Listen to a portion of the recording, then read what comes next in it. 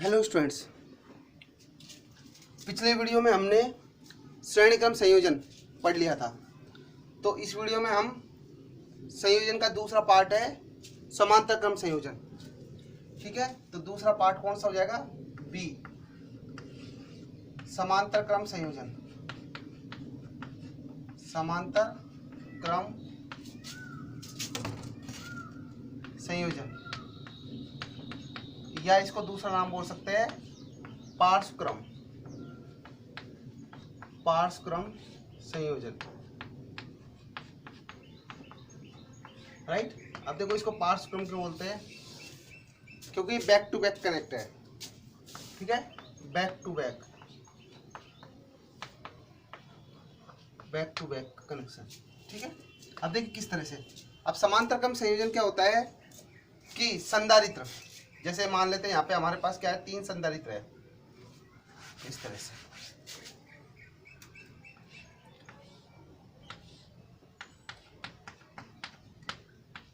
ठीक है, पहला संधारित्र हो गया आपका, पहला संधारित्र हो गया। ठीक है, दूसरा संधारित्र आपका इस तरह से हो गया, प्लस प्लस प्लस, ये दूसरा संधारित्र हो गया। ठीक है, तीसरा संधारित्र plus plus plus, minus minus minus, ये सीधे। अब देखो इन सभी संधारित्रों की प्रथम प्लेट को किसी एक बिंदु से कनेक्ट करते हैं, किसी एक बिंदु से कनेक्ट। ठीक है, किसी एक बिंदु से, ये बिंदु का नाम ले लेते हैं ए। इसी प्रकार संधारित्र की दूसरी सभी प्लेटों को किसी दूसरे अन्य बिंदु से कनेक्ट करते हैं। तो इस प्रकार का जो संयोजन बनता है वो क्या कहलाता है? समांतर क्रम संयोजन कहलाता है। ठीक है, यदि सभी संधारित्रों की प्रथम प्लेट किसी एक बिंदु से और सभी संधारित्रों की दूसरी प्लेटें किसी अन्य दूसरे बिंदु से संयोजित की जाए, तो इस प्रकार का संयोजन क्या कहलाता है? समांतर क्रम संयोजन कहलाता है। या इसको दूसरा बोल सकते हैं पार्श्व क्रम संयोजन। पार्श्व क्रम संयोजन का मतलब इसको बैक टू बैक, मतलब इनके सभी सिरे को हम क्या है, एक ही सिरे से कनेक्ट किया गया है। राइट, तो वो क्या कहलाता है? पार्श्व क्रम संयोजन। अब देखो इसमें एक चीज नोट करने की है, समांतर क्रम संयोजन में सभी संधारित्रों पर विभव का मान समान होना चाहिए।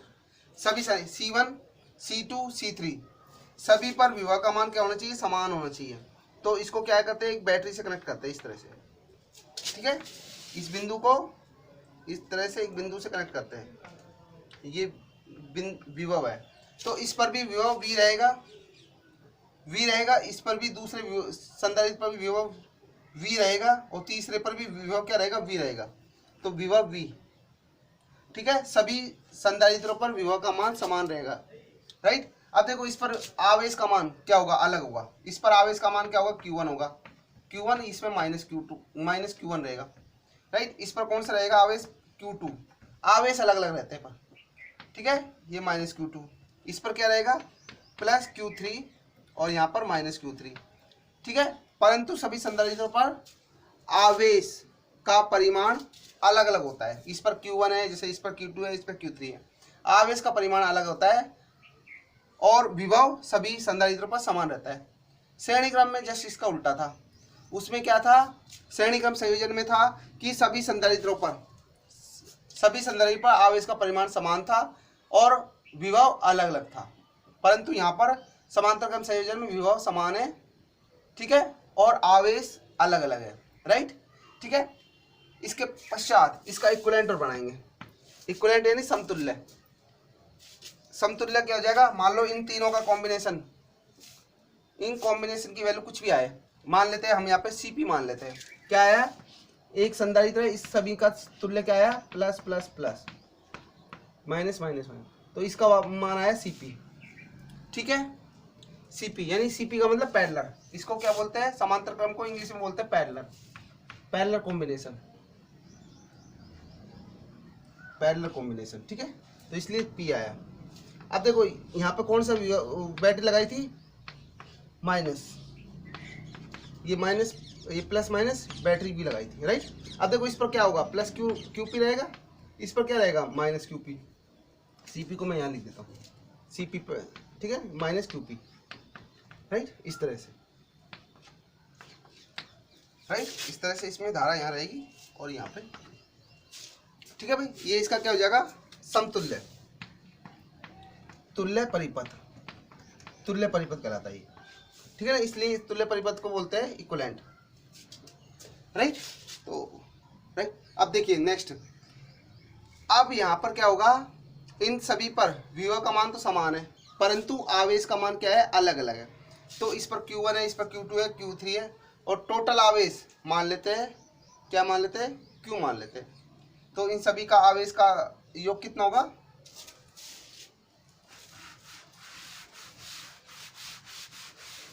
वो देखिए,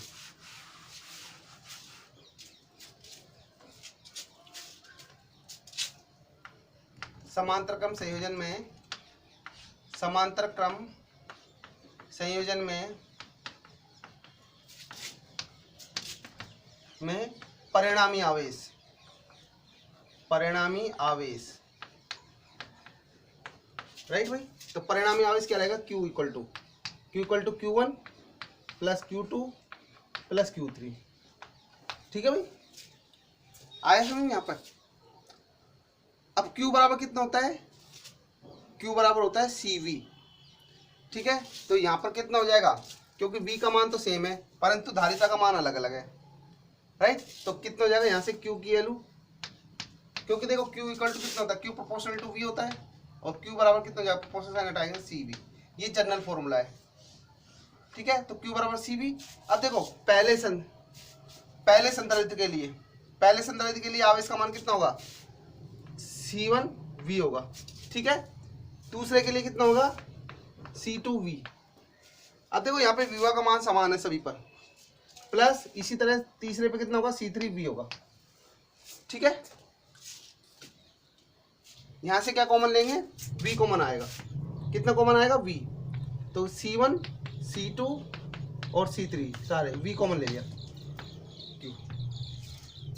राइट भाई। इसका नाम दे दिया समीकरण 1, ठीक है, समीकरण 1 दे दिया। अब यहाँ पर जो परिणामी होगा आपका, परिणामी, ठीक है, ये क्यों किस पर होगा, तीनों संधारित्रों पर होगा टोटल। अब देखिए यहाँ पर इस पर परिणामी आवेश कितना होगा, तुल्य परिपथ से, ठीक है। तो आप तुल्य परिपथ से यूज करेंगे, ठीक है, इसको इरेज कर देता हूँ।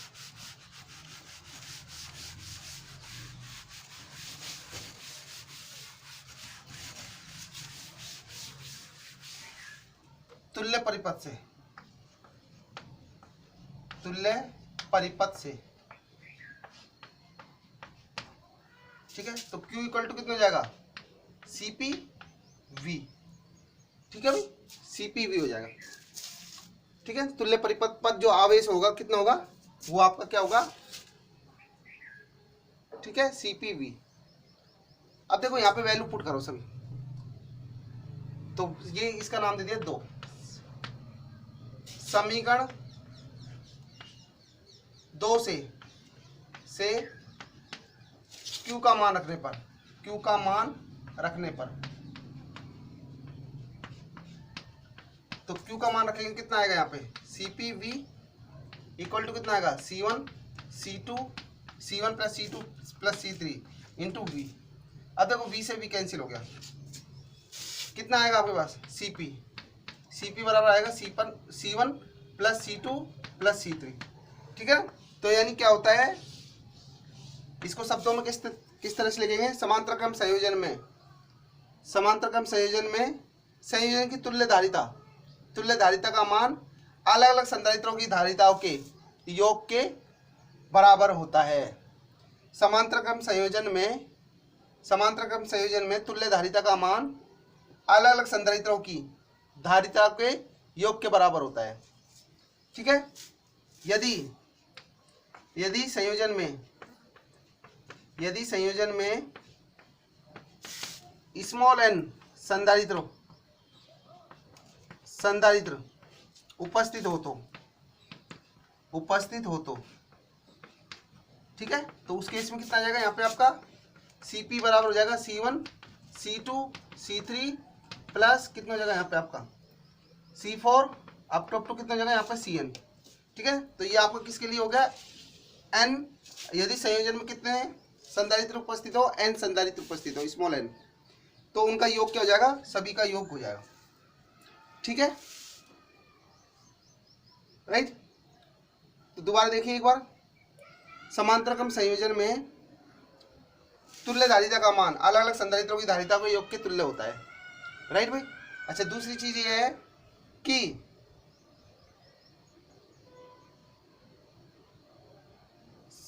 समांतरक्रम संयोजन में सभी संधारित्रों पर विभव का मान समान रहना चाहिए, परंतु उस पर आवेश होता है वो क्या होता है, अलग अलग होता है, राइट। तो अलग अलग आवेश का योग क्या होगा, योग क्योंकि।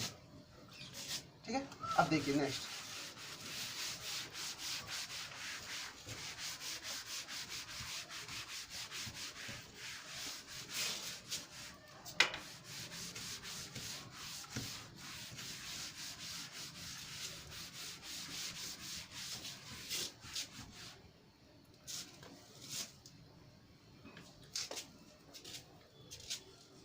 देखिए दूसरा पॉइंट है इसमें। पहला पॉइंट क्या था आपका, पहला पॉइंट दोबारा देखिए, Cp बराबर कितना होगा C1 plus C2 plus C3। ठीक है, तो यानी समांतरक्रम संयोजन की तुल्य धारिता का मान अलग अलग संधारित्रों की धारिताओं के योग के तुल्य होता है। दूसरा पॉइंट देखिए, यदि हमें संधारित्र में धारिता दी गई है तो जो सबसे अधिक धारिता होगी तो तुल्य धारिता का मान उससे भी अधिक होता है। समांतरक्रम संयोजन में सबसे अधिक धारिता से भी जो तुल्य धारिता का मान होगा वो सबसे अधिक धारिता वाले संधारित्र से भी अधिक मान होता है। अर्थात जैसे मान लेते हैं C1 का मान लेते हैं 2 माइक्रोफैरड है। ठीक है, C2 का मान लेते हैं 5 माइक्रोफैरड है। ठीक है, और C3 का मान लेते हैं 8 माइक्रोफैरड है, राइट भाई। इस तरह से अब देखो सबसे अधिक धारिता किसकी है इसमें, तो सबसे अधिक धारिता किसकी है, C3 की है। कितनी है, 8 माइक्रोफैरड है। तो जो तुल्य धारिता का मान होगा वो 8 माइक्रोफैरड से भी अधिक होगा। ठीक है, किस तरह से होगा, क्योंकि Cp बराबर कितना होता है C1 plus C2 plus C3 होगा, राइट। तो कितना हो जाएगा यहाँ पे 2 माइक्रोफैरड ये हो जाएगा, प्लस 5 माइक्रोफैरड प्लस 8 माइक्रोफैरड। ठीक है, तो कितना हो जाएगा 5 और 2 7, 7 और 8। ठीक है, कितना हो जाएगा 15 माइक्रोफैरड। तो तुल्य जो धारिता का मान होगा वो कितना होगा, 15 माइक्रोफैरड होगा। और जो कि हमारे पास क्या है, सबसे अधिक धारिता कौन सी है, 8 माइक्रोफैरड है। 8 माइक्रोफैरड से भी अधिक है ये। ठीक है ना, अर्थात समांतरक्रम संयोजन की तुल्य धारिता का मान सबसे अधिक धारिता वाले संधारित्र की से भी अधिक मान प्राप्त होता है। ठीक है, तो ये दो पॉइंट्स हैं इसके। ठीक है, अब महत्वपूर्ण तथ्य कौन कौन से हैं वो देखते हैं।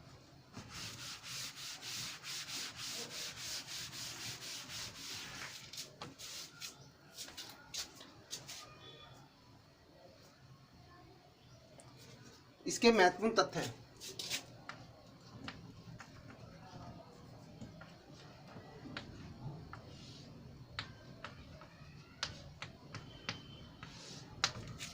पहला, ठीक है, यदि हमें समांतर अधिक धारिता का मान प्राप्त करना होता है तो हम उसे किस तरह से किस संयोजन में कनेक्ट करेंगे, उसको समांतरक्रम संयोजन में। ठीक है, यदि हमें अधिक धारिता वाले संधारित्र का निर्माण करना है तो हम उसे किस तरह से समांतरक्रम संयोजन में संयोजित करेंगे। ठीक है, राइट। तो क्या होगा, सुनिए, संधारित्रों को विद्युत परिपथ में संधारित्रों का समांतरक्रम संयोजन तभी काम में लेते हैं जब साधारण विभव पर अधिक धारिता की आवश्यकता हो या साधारण विभव पर अधिक मात्रा में आवेश का संचय करना हो, अर्थात उपलब्ध संधारित्रों की धारिता से भी अधिक धारिता प्राप्त करनी हो। जैसे मैंने आपको अभी एक एग्जाम्पल बताया था, Cp बराबर कितना होता है, C1 plus C2 plus C3 होता है, ठीक है ना, इस तरह से। तो इसमें क्या हो रहा है, सभी धारिताओं का क्या हो रहा है, योग हो रहा है, ठीक है, योग हो रहा है। तो इस कारण क्या होगा, तो हमें क्या है, अधिक धारिता का मान प्राप्त करना होता है। तो उसके लिए क्या कौन सा संयोजन यूज करेंगे, समांतर क्रम संयोजन यूज करेंगे, ठीक है। तो पहला पॉइंट ये हो गया। दूसरा पॉइंट देखते हैं, राइट। तो दूसरा पॉइंट क्या होता है कि समांतर क्रम संयोजन में सभी संधारित्रों पर विभव का मान क्या होता है, समान होना चाहिए, ठीक है। समांतर क्रम संयोजन में विभव V1 V2 V3 इन पर विभव का मान क्या होना चाहिए, समान होना चाहिए, ठीक है। तो वो किस तरह से होगा, V/V इस तरह से, ठीक है भाई, इस तरह से। तो अब यहाँ का इनको अनुपात लोगे तो V में V डिवाइड करोगे तो 1 आएगा, इसमें इसका डिवाइड करोगे 1, ऐसे ही इस तरह से ये आपका। तो इन सभी का रेशो क्या आना चाहिए, समान आना चाहिए, ठीक है भाई। सेकंड पॉइंट, यानी समांतर क्रम संयोजन में सभी संधारित्रों में विभव का मान क्या होना चाहिए, समान होना चाहिए। तीसरा, यदि समांतर क्रम संयोजन में सभी अलग अलग संधारित्र है, उनकी धारिता समान हो तो, यदि उनकी धारिता समान हो तो उस स्थिति में क्या होगा, देखिए जैसे मान लेते ये संधारित्र C1 है, C1 था तो इसकी भी धारिता C है, ठीक है। दूसरा संधारित्र है, इसकी धारिता भी C है। तीसरा संधारित्र है, इसकी भी धारिता C है। तो सभी की C1 C2 C3 ना होकर क्या है, समान है, ठीक है, इस तरह से, इस तरह से समान धारिता के। और मान लेते कितने कनेक्ट है, अप टू कितने हैं, n तक है, कितने n संधारित्र है, n संधारित्र है, राइट। तो इस तरह से यहाँ आपके पास कितना हो जाएगा, इस तरह से n, राइट। तो देखिए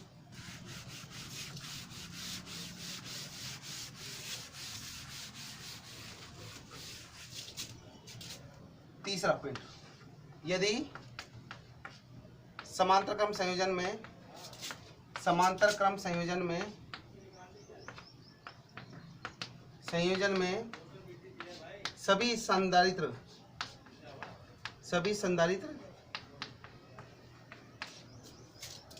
सभी संधारित्रों का मान समान हो तो,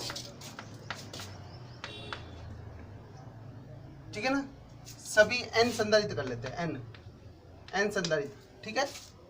कितना हो गया, C1 C2 C3 C4 up to कितना होगा, Cn। तो इनका मान कितना है आपका, C होगा, सभी का मान कितना है, C है। तो कितना होगा, तुल्य Cp बराबर C, अपने पास वैल्यू कितनी होती है, C1 plus C2 plus C3, इस तरह से सूत्र होता है आपको, प्लस, ठीक है, कितना जगह Cn, राइट, Cn। तो देखिए यहाँ पे कितना हो जाएगा, C plus C up to कितना हो जाएगा यहाँ पर, क्योंकि n संधारित्र है तो NC।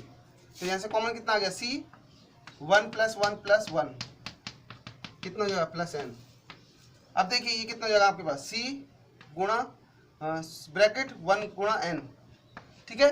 1 को n बार गुणा करेंगे तो कितना आएगा, 1 इंटू n। तो ये आपका NC हो जाएगा। तो इस तरह से Cp कितना होता है, NC, राइट। तो उसका n गुणा हो जाएगा उससे। चौथा पॉइंट है, यदि संधारित्रों की प्लेटों के मध्य, संधारित्र की प्लेटों के मध्य क्या हो, एप्सिलॉन r पैराविद्युत पदार्थ पूर्ण रूप से भरा हो तो,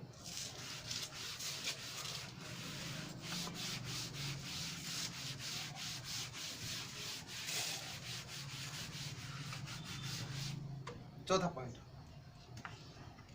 ठीक है। तो देखिए किस तरह से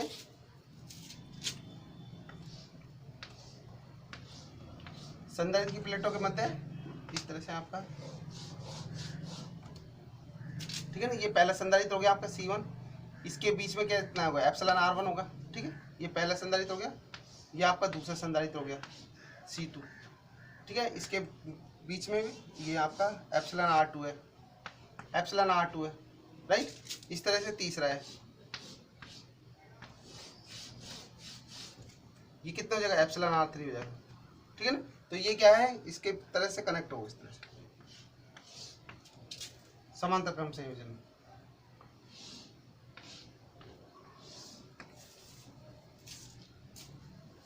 अब देखिए अब ये जो माध्यम क्या है, पैरावैद्युत पदार्थ भरे हुए हैं इसमें, तो पैरावैद्युत पदार्थ भरे हुए, तो उस स्थिति में कितनी होती है धारिता, सी का मान। और इन दोनों इन प्लेटों के बीच की डिस्टेंस कितनी है, सभी की प्लेटों के बीच की डिस्टेंस डी ले लेते हैं, राइट भाई। कितनी है डिस्टेंस, कितनी है, डी है। तो सी बराबर कितना होता है, epsilon R epsilon naught A upon D होता है, राइट भाई, ये होता है। तो पहली प्लेट के लिए लेंगे तो ये एप्सिलॉन R1 कर देंगे, राइट, ठीक है। तो देखिए इस स्थिति में,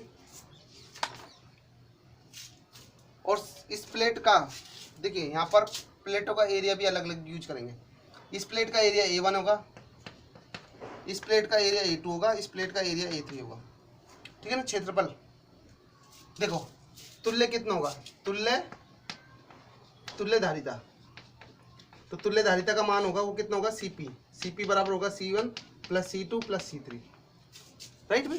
कितना हो जाएगा यहाँ से, C1 के लिए बात करें तो कितना होगा, epsilon R1 epsilon naught A1 upon D1, A1 upon, ठीक है, epsilon R1 epsilon naught A1 upon D, ऐसे ही epsilon R2 epsilon naught A2 upon कितना होगा D प्लस, तीसरा कितना हो जाएगा, epsilon R3 epsilon not A3 और D, कितना हो जाएगा यहाँ से कॉमन हो जाएगा, epsilon naught upon D common आ जाएगा, कितना हो जाएगा यहाँ से आपका, epsilon R1 A1 plus epsilon R2 A2 plus epsilon R3 A3 और यहाँ पे Cp, क्योंकि पैरेलल में है इस कारण P आया, ठीक है। इस तरह से क्या है, कितना आएगा इसका, ये तुल्य धारिता का मान ये आएगा, ठीक है। ये 4 इंपॉर्टेंट पॉइंट थे आपके, ठीक है। नेक्स्ट जो टॉपिक आता है, देखिए आपका जो संयोजन है वो यहाँ पे कंप्लीट हो चुका है। कौन कौन से थे, श्रेणीक्रम संयोजन और समांतरक्रम संयोजन। अब नेक्स्ट टॉपिक आता है संधारित्र में संचित ऊर्जा। संधारित्र में कितनी ऊर्जा संचित होती है, तो उसके लिए देखते हैं।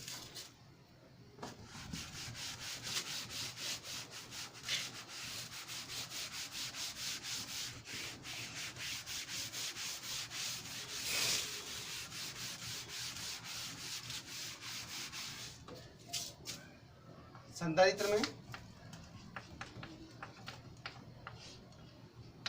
संचित ऊर्जा,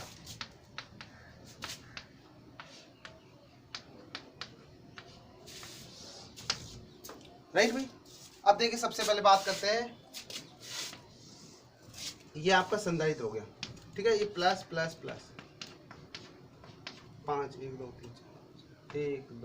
3 4, ठीक है। ये संधारित्र की चालक प्लेट होगी, उन पर आवेश क्या हो गया, ये प्लस, इस पर स्टार्टिंग आवेश ये है Q, ठीक है, प्लस इसको मान लेते हैं Q डैश से स्टार्ट करते हैं, ठीक है। यहाँ पे माइनस Q डैश है, राइट भाई। अब देखिए ये पूरा किस में रखा हुआ है, निर्वात की स्थिति में रखा हुआ है, किसमें, निर्वात की स्थिति में, निर्वात की स्थिति में। और इन दोनों प्लेटों के बीच की डिस्टेंस कितनी है, D है, राइट। अब देखो यहाँ पे आ रहा है ऊर्जा, तो ऊर्जा को कैलकुलेट किस तरह से करते हैं। अब यहाँ पे मैंने आपको बताया जो ऊर्जा होती है वो की ऊर्जा डायरेक्टली कैलकुलेट नहीं होती है, तो ऊर्जा के लिए क्या निकालना पड़ता है, कार्य। अब कार्य कैसे निकालेंगे, देखिए आवेश को क्या है, विस्थापित करेंगे, क्योंकि कार्य बराबर कितना होता है, बल गुणा विस्थापन, ठीक है ना, बल गुणा विस्थापन। अब इसमें हम क्या करेंगे, इसको विस्थापित करेंगे, राइट भाई।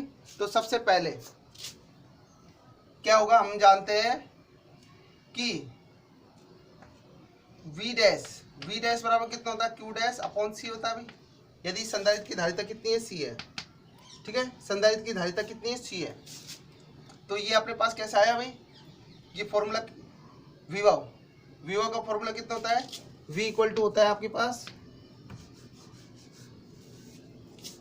क्योंकि देखो Q बराबर कितना होता है, देखो ये आपका आएगा Q बराबर CV होता है, ठीक है। तो आप हमको निकालना है V बराबर कितना हो जाएगा, Q बाई C हो जाएगा, ठीक है। तो ये फॉर्मूला आपका कहाँ से आया है, यहाँ से आया, Q बराबर CV से, राइट। अब देखो मैंने क्या लिया है, धारिता तो C लिया है, लेकिन उस पर आवेश क्या लिया है, Q डैश लिया है। Q डैश का मतलब इस पर परिमाण कितना होगा, Q डैश परिमाण, और इस दोनों पर परिमाण क्या है, सेम है, कितना है, परिमाण Q है, ठीक है। Q क्यू डैश है, राइट भाई। परिमाण क्या है, ये प्लस क्यू डैश है, ये माइनस क्यू डैश है। परिमाण क्या होगा दोनों का, मोड़ लेंगे तो क्यू डैश ही आएगा। तो यानी क्या होगा, उस पर विभव क्या होगा, आवेश क्यू डैश पर विभव, ठीक है। तो दोबारा लिख देता हूँ इसको एक बार। सी संधारित्र वाले, सी धारिता वाले, सी धारिता वाले संधारित्र, संधारित्र पर विभव, उत्पन्न विभव क्या होगा, ठीक है भाई। तो V डैश बराबर कितना होगा, Q डैश अपॉन C, समीकरण 1, राइट भाई। अब देखिए हमें क्या है, कार्य निकालना है। कार्य क्या होगा, ठीक है। तो यहाँ पर हम क्या है, यहाँ से लेके यहाँ तक इसको क्या करना है, डिस्प्लेस करना है, ठीक है। वो कौन सा आवेश हो जाएगा, डी क्यू डैश हो जाएगा, डी क्यू डैश, ठीक है ना। आवेश को यहाँ से यहाँ तक विस्थापित करने में क्या कार्य होगा, डी डब्ल्यू होगा, राइट भाई, क्योंकि डी क्यू डैश, राइट भाई। तो अब कार्य बराबर कितना होता है, देखिए यहाँ पर V बराबर कितना होता है, डब्ल्यू अपॉन क्यू होता है भाई अपने पास, डब्ल्यू अपॉन क्यू होता है। हमने थर्ड चैप्टर में पढ़ा था V बराबर, थर्ड चैप्टर में क्या पढ़ा था, V बराबर कितना होता है, A B upon Q naught होता है, ये जनरल फॉर्मूला ये होता है। यानी एकांक परीक्षण आवेश को विद्युत क्षेत्र में स्थित किसी बिंदु तक लाने में किया गया कार्य विभव, ठीक है, किया गया कार्य तो क्या कहलाता है, विभव कहलाता है। तो यहीं से ही कितना हो जाएगा ये आपका, तो मुझे कार्य निकालना है, तो कार्य बराबर कितना होगा, डब्ल्यू ए बी बराबर कितना होगा, वी क्यू इंटू वी हो जाएगा भाई, राइट भाई। इस तरह से तो आएगा डब्ल्यू बराबर। तो अब देखो आवेश डी क्यू डैश विस्थापित करने में किया गया कार्य, ठीक है ना। आवेश डी क्यू डैश को विस्थापित करने में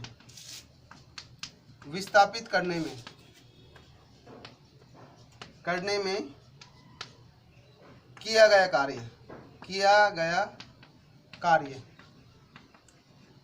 राइट भाई। तो देखो हम क्या होगा, V डैश विभव V डैश है और आवेश क्या है, डी क्यू डैश है, ठीक है। डी क्यू डैश विस्थापित हो रहा है, ठीक है। तो कितना हो जाएगा यहाँ पे आपका, डी डब्ल्यू आ जाएगा, राइट।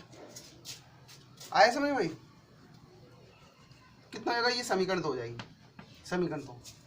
समीकरण 1 से V डैश का मान क्या किस में रखेंगे, समीकरण 2 में रखेंगे। समीकरण 1 से V डैश का मान समीकरण 2 में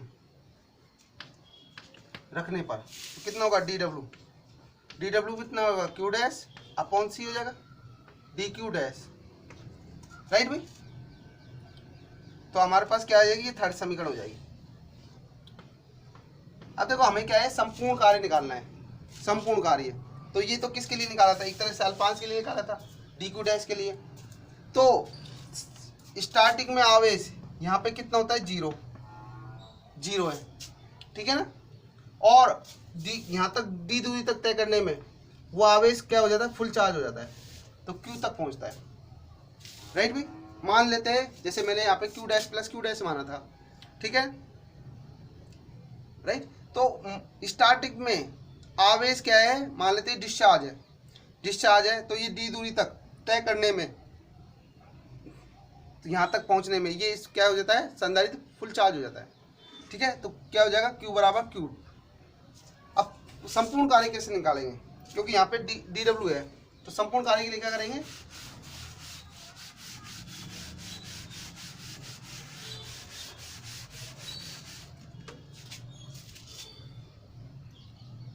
किया गया संपूर्ण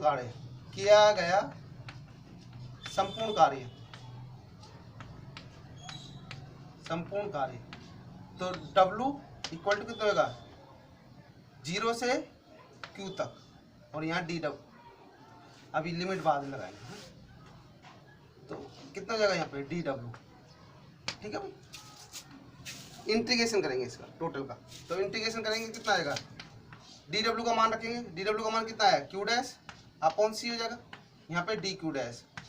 अब देखो डी क्यू डैश स्टार्टिंग मान लेते हैं, ये डिस्चार्ज था, कितना होगा आवेश, अब यहाँ पे लिमिट किसे रखेंगे, लिमिट रखेंगे डी क्यू डैश की। ठीक है, अब डी क्यू डैश कितना है, 0 से क्यू तक जा रहा है। ठीक है, तो कितना हो जाएगा, लिमिट लगाएंगे इसमें, लिमिट हो जाएगा आपका 0 से क्यू तक, Q dash upon C D Q dash. ठीक है भाई, तो कितना हो जाएगा, यहाँ से इसमें से कॉमन आएगा 1 अपॉन सी कॉमन आएगा। ठीक है, 0 से क्यू तक क्यू डैश, यहाँ डी क्यू हो जाएगा डी क्यू डैश।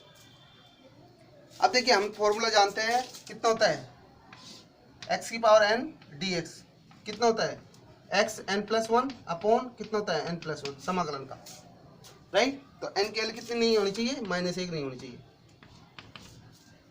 अब देखिए किस तरह से करेंगे,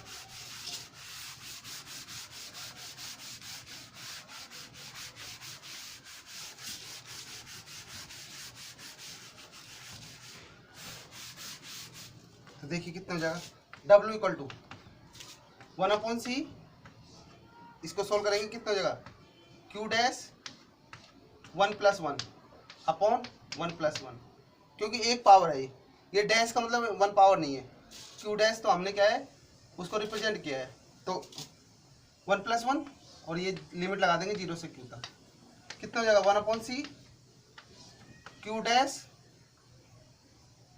ठीक है, का यहाँ पे कितना होगा, स्क्वायर हो जाएगा अपॉन 2 0 से क्यू।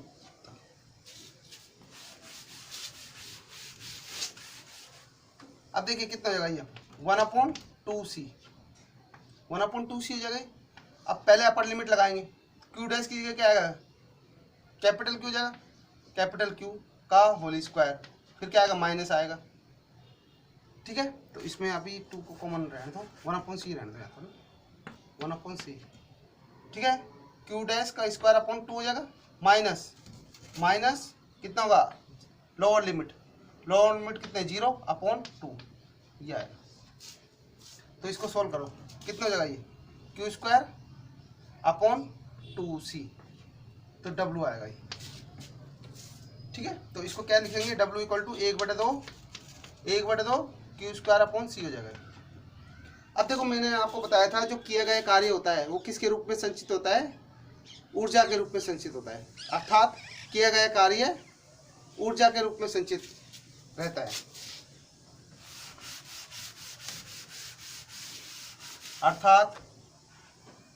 अर्थात संधारित्र में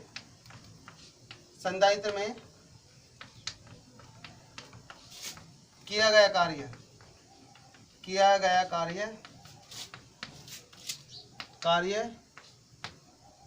ऊर्जा के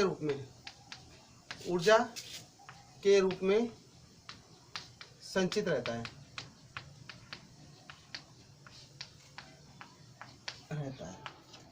ठीक है, तो U इक्वल टू कितना हो जाएगा, W, और W की वैल्यू कितनी है, W की वैल्यू है आपके पास 1/2 क्यू स्क्वायर अपॉन सी, ये इस तरह से है। तो U इक्वल टू क्या आएगी, यानी संधारित्र में जो संचित ऊर्जा है वो कितनी होगी, हाफ क्यू स्क्वायर अपॉन सी होगी, राइट। अब देखो इसको और भी फॉर्मेट होते हैं, इसके और भी रूप होते हैं। ये तो क्या है, आवेश और धारिता के रूप में, मान लो तो इसको वोल्टेज के रूप में कन्वर्ट करना हो तो क्या आएगा। ठीक है, ये किसके रूप में, आवेश Q व धारिता C के रूप में, धारिता C के रूप में। ठीक है भाई, दूसरा देखो इसको Q की जगह Q बराबर हम जानते हैं C भी होता है, तो यहाँ पे पुट करो, कितना हो जाएगा, U बराबर हाफ C V का होल स्क्वायर हो जाएगा अपॉन C हो जाएगा, कितना हो जाएगा, ये half C square V square upon C, तो C से C कैंसिल हो गया, कितना हो गया, हाफ C V स्क्वायर हो गया, राइट भाई। तो U half C V square, ये दूसरे फॉर्म में। अब ये किसके रूप में है, ये धारिता C व वोल्टेज विभव V के रूप में, विभव V के रूप में, राइट भाई। इसी तरह तीसरा भी कर सकते हैं इसको, वो किसके रूप में करेंगे, आवेश व वोल्टेज के रूप में। ठीक है, तो कितना हो जाएगा देखते हैं वो भी।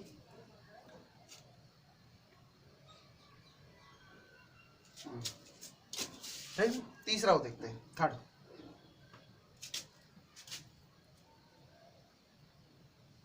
थर्ड हो जाएगा आपका क्यू। देखो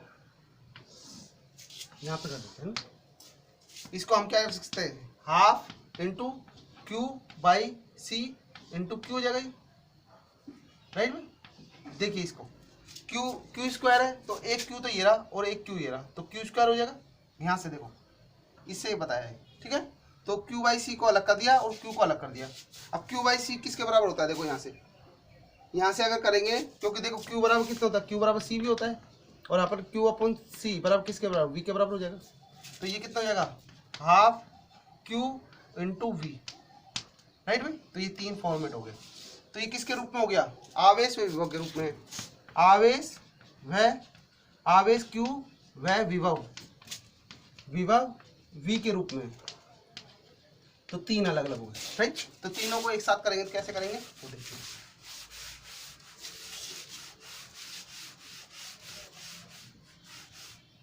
तो देखिए u इक्वल टू हो जाएगा आपके पास हाफ क्यू स्क्वायर बाई सी बराबर हो जाएगा हाफ सी वी स्क्वायर बराबर हो जाएगा हाफ क्यू वी। तो ये तीनों एक ही है। तो अब हमें किस फॉर्मेट में कन्वर्ट करना है, उसके अकॉर्डिंग वही फॉर्मूला यूज करेंगे, राइट में। तो पहला वाला तो ये रहा आपका, ठीक है, ये दूसरा वाला ये रहा, ठीक है, तीसरा वाला ये रहा, ठीक है। इस तरह से तीनों, राइट। तो आज के लिए इतना ही।